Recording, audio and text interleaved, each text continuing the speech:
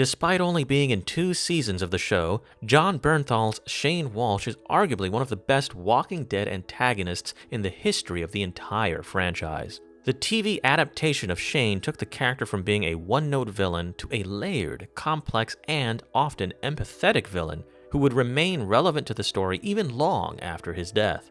While most fans of the show would agree that Shane was right about the nature of the New World, many still debate his decision to shoot Otis during their fateful mission to save Carl's life. So the question remains, was Shane right to sacrifice Otis for the sake of his and Carl's survival? Or was he unquestionably in the wrong?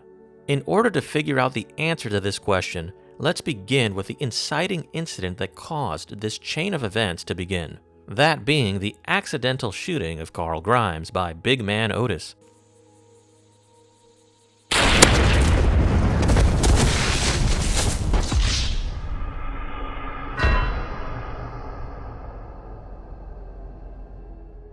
Despite this being an unintentional accident, Otis is still morally culpable for Carl's condition. If I were to hit you with a car on accident, I'd still face consequences. The same ought to go for Otis. But does that mean he deserved to die? I'd personally argue no, especially since Otis offered to help Shane gather the medical supplies necessary to save Carl. There was clearly remorse, and he also clearly never meant to shoot Carl.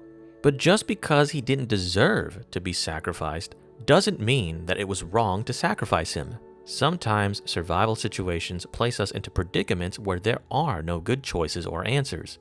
Be that as it may, the 2 men worked hard to find the medical supplies needed for Carl's recovery. Shane even covers Otis and shows a clear concern for his safety during every step of this operation, clearly showing that Shane likely did not want to kill him initially. Meet up out on the field. You're crazy son of a bitch, ain't you? Just trying to do right for that boy. You take 3 shots and you go. After that, I fire. I'll lay down a cover for you. I'll get you a lead.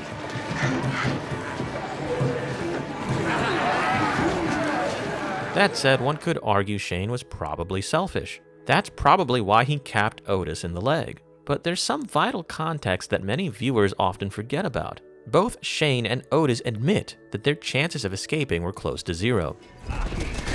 Gotta get to the street. Double back to the truck. Look, we ain't gonna make it, okay? Gotta try, man. Come on, get up. Without any other information, we cannot really argue that their assessment was wrong. All we know is that they were multiple streets from their escape vehicle, out in the fucking dark, and that they could barely walk, meaning that melee with the undead was out of the question. And we also know that they were virtually out of ammunition. Furthermore, Shane even offered to sacrifice himself. But Otis would not permit this to happen. He was going to stay with Shane, even if it got both of them killed. Come on, get up. You're gonna take these bags and you're gonna go. I ain't leaving you behind.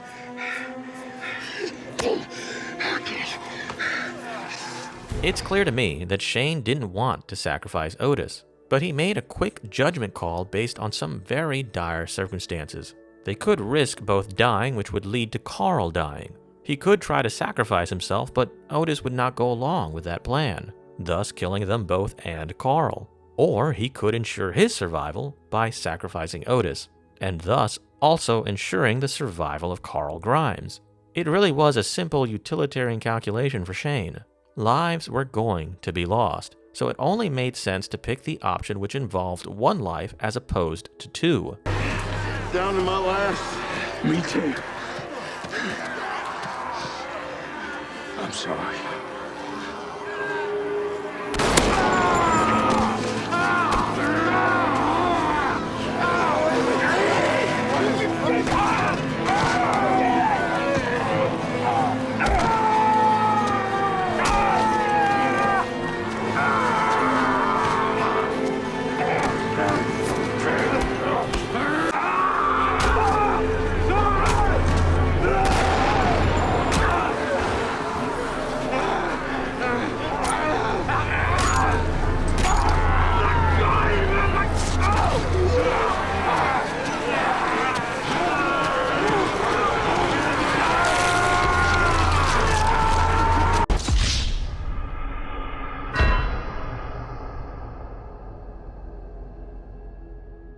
When Shane returned, it was clear that he couldn't really live with killing Otis, despite what he often claimed to others.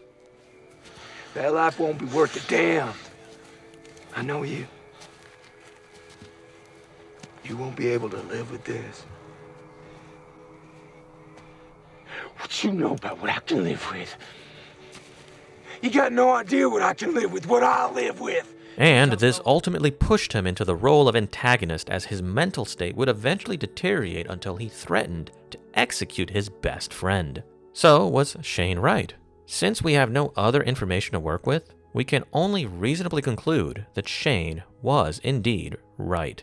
There was no optimal answer, but it was clear Otis would not allow Shane to make the sacrifice play. It was clear that they were not going to make it. They couldn't fight the undead. They were low on ammo, and they were far from salvation in the middle of the fucking night. Now, if you've ever played the game of chess at an intermediate level or higher, you'd know that the game is a realm of perfect objectivity. In the grand game of chess, losing your queen is almost always a catastrophic blunder. Yet sometimes it's a brilliant sacrifice. Sometimes it's the only good move available to a player. Sacrificing Otis was, as far as we know, the only good move left for Shane to employ in order to avoid a proverbial checkmate.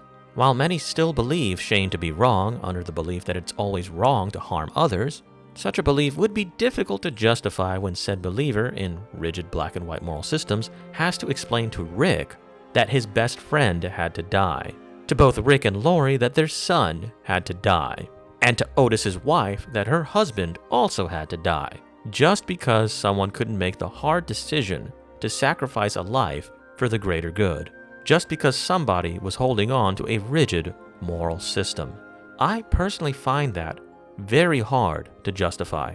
In the pursuit of avoiding harm, someone who believes in such a black and white system has killed 3 people and harmed so many others on a deeply emotional level. If anything, situations like this illustrate the inherent weakness of rigid deontological systems of ethics and morality. Black and white solutions cannot solve the problems of a vibrantly colorful world. Otis didn't deserve to die, but he had to die. If it were possible to avoid such an outcome, I'm more than certain that Shane, at this point in the story, would be willing to take such an alternative route. And so would I. But based on what we know, there was no viable alternative to sacrificing Otis. Anyways, that concludes this gold standard video. If you enjoy this sort of content, please like, share, and subscribe to the channel. Also, hit that notification icon so that you may be notified when I publish a new video. Don't forget to leave me your thoughts in the comments section as well, and please consider becoming a channel member. It's pretty damn cheap and it helps me to further entertain you. With all that said, I'm Captain Gold and I hope to see you in my next video.